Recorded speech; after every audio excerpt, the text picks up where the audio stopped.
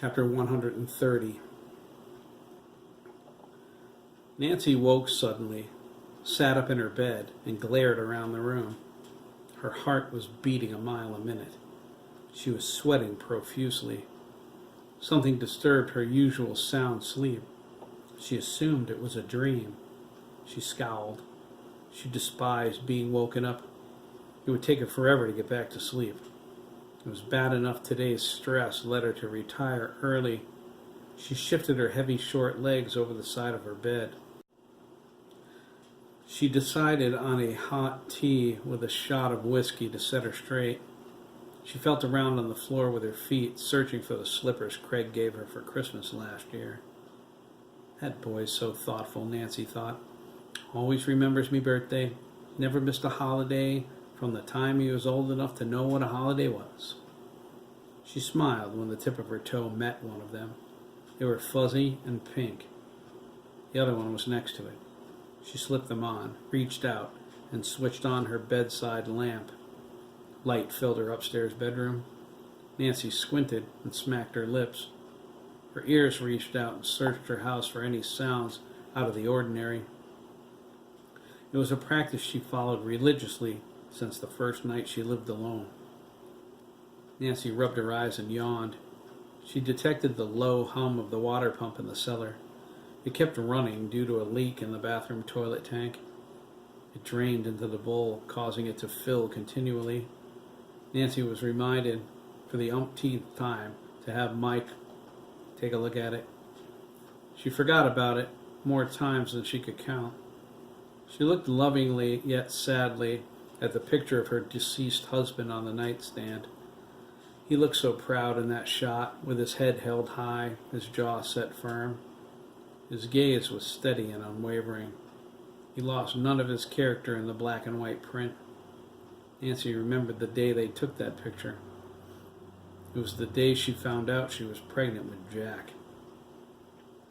Wade was pleased and proud as he led her around the Brooklyn fairgrounds. He beamed, determined to try every game of chance to win a teddy bear for their new baby.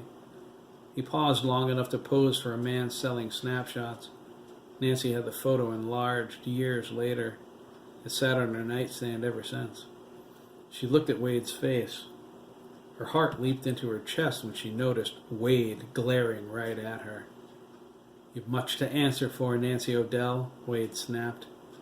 Nancy screamed and jumped back. She tumbled off the bed and fell onto the floor. She scrambled to her feet, her pulse rushing through the arteries in her neck. She backed up to the windows, her chest heaving as she struggled for breath. Her eyes were wide with terror. Panic made her hands shake. Wade sneered, "There's blood on your hands, woman. Would you like to meet the boys you helped murder by protecting Hiram Milliken? You knew what he did to our boy. You turned a blind eye. They want to meet you. Should I show you what Milliken did to the wee lads? Trust me, it'll kill you." Nancy opened her mouth to scream. Something inside her told her if she did, and loud enough, this terrible apparition would go away. She heard the unmistakable sound of a gunshot. She spun around and gazed, terrified, through the blinds. She heard another shot, and a whole series of shots coming from Michael's house. A loud explosion ripped through the darkness, shaking the window panes. A fireball launched into the sky directly above her son's house. Lightning shot across the clouds, and the wind picked up. The rain drove against her window. Nancy cried, "Heavens above! Michael!" Wade's picture fell silent. It was frozen again in his proud stance as she grabbed the telephone. His eyes no longer glared at her with hatred. She dialed 911. The line was busy. Nancy was enraged and on the verge of a nervous breakdown.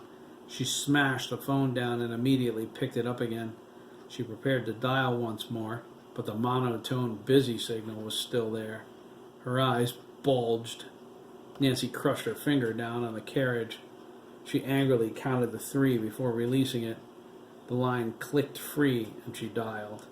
She repeated nearly the same actions 3 times in a row before the phone rang. Nancy's anger and fear grew well beyond her ability to hold it in. The dispatcher answered, "State Police. Can you please hold?" "Not for one damned second," she hollered, her voice cracking. It echoed through the house. She heard other lines ringing in the police barracks in the background. She ignored them, certain no one else's business was more important than hers. "Wade, oh Lord Wade, I did it for you." "There's been an explosion, you buffoon, and gunfire. Are you out of your mind? Hold, indeed. It's coming from—" "Milliken Road, ma'am," the dispatcher sighed. Nancy's mouth dropped open. "Why, yes, but—" she managed, before the dispatcher cut her off. "We're on it, ma'am," he patiently replied.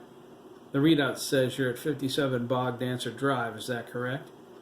"Aye, lad," Nancy panted. She held the side of her night table to keep from falling over. "I'm Nancy Odell Dougan," the dispatcher finished for her. There was a cocky smile in his voice. "Your entire neighborhood is calling, ma'am. We're on our way, okay? Just stay inside your house and try to remain calm. Everything is under control." "But—" Nancy started. The line went dead in her hand. She dialed Michael's house next. It was busy. Both his and Sandra's cell phones went straight to voicemail. She moved to her closet. It took forever to get dressed. The panic inside demanded she get to her son's house regardless of what the dispatcher said. "Stay home and remain calm, me pasty green Irish ass," Nancy thought. She ran to the kitchen and frantically tried to tie her boots while holding her purse in her teeth. "Michael, I've got to get to Michael." She wasn't going to lose another son for lack of action. She stood, wiped the tears from her cheeks, and barreled through the door to the garage, right into David Leach's frigid arms.